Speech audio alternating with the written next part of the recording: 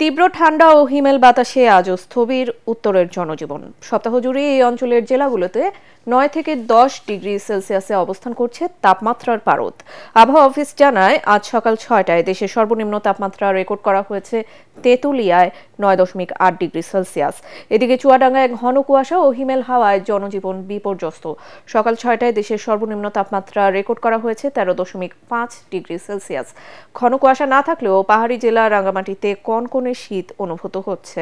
গত রাত থেকে গুড়ি গুড়ি বৃষ্টি হওয়ার কারণে শীত আরও বেড়েছে।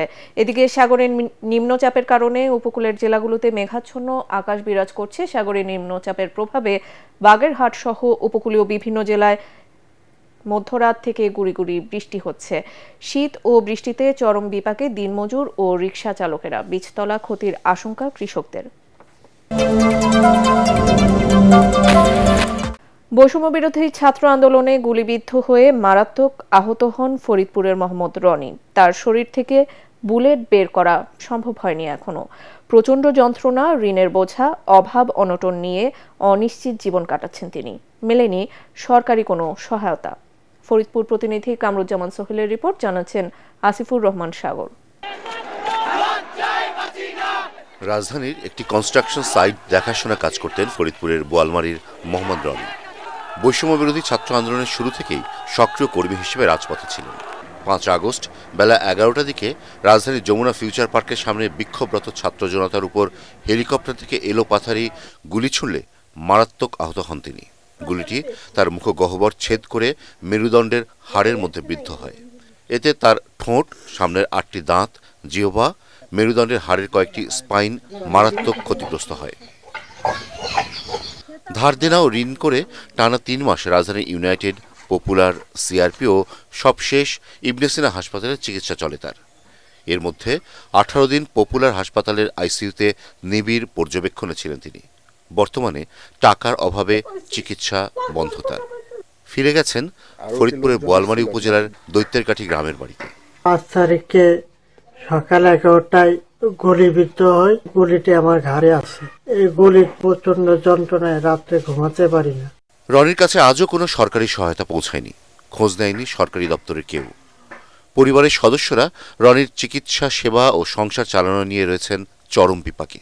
দুঃসহ যন্ত্রণা নিয়ে বিছানায় কাতরাচ্ছেন রনি। আমার ব্যক্তিগতভাবে প্রায় 5 থেকে 6 লক্ষ টাকা আমার খরচ হয়। সরকারিভাবে আমি কোনো সাহায্য সহযোগিতা কোনো কিছু এখনো পাইনি। ছেলের অবস্থা হওয়ার পরে ওর বাবারও চাকরি নেই। এখন এই সংসারটা আমার কিভাবে চলে? কোন রাস্তায় বেরোতে পারি না। তোরা তো লাখ লাখ টাকা তুই কইছিস। সরকারের কাছে অকল আবেদন যেন তার ভালোভাবে চিকিৎসাটা হয়। তার চিকিৎসার ব্যবস্থা সহ সার্বিক সহযোগিতার আশ্বাস দিয়েছেন বোয়ালমারী উপজেলা নির্বাহী কর্মকর্তা। উপজেলা পরিষদ থেকে আমরা সবসময় আমাদের সাহায্য হাত বাড়িয়ে দিব। যোগাযোগ করে আমাদেরকে আমরা আর্থিক এবং অন্যান্য যেসব দিকে আমাদেরকে সুবিধা দেওয়া যায় আমরা সবসময়। বিদেশে নিয়ে রনির উন্নত চিকিৎসার দাবি এলাকাবাসী। Bureau report, ATN Bangla.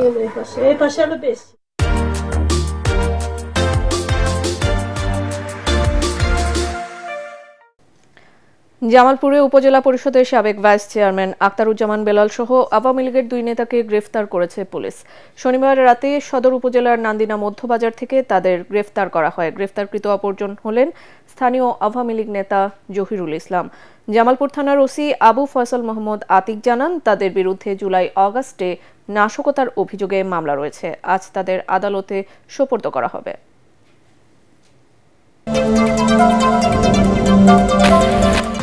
নিখোঁজের 4 দিন পরে সাভারে এক যুবকের ক্ষত বিক্ষত লাশ উদ্ধার করেছে পুলিশ। সকালে সাভারের রাজফুলবাড়িয়া এলাকার বংশী নদীতে ওই যুবকের লাশ ভাসতে দেখা যায়। নিহত যুবকের নাম রুদ্র ইসলাম। তিনি কুষ্টিয়া জেলার হোসাইনের ছেলে। নিহতের পরিবারের সদস্যরা জানায়, গত 4 দিন ধরে ওই যুবক নিখোঁজ ছিল।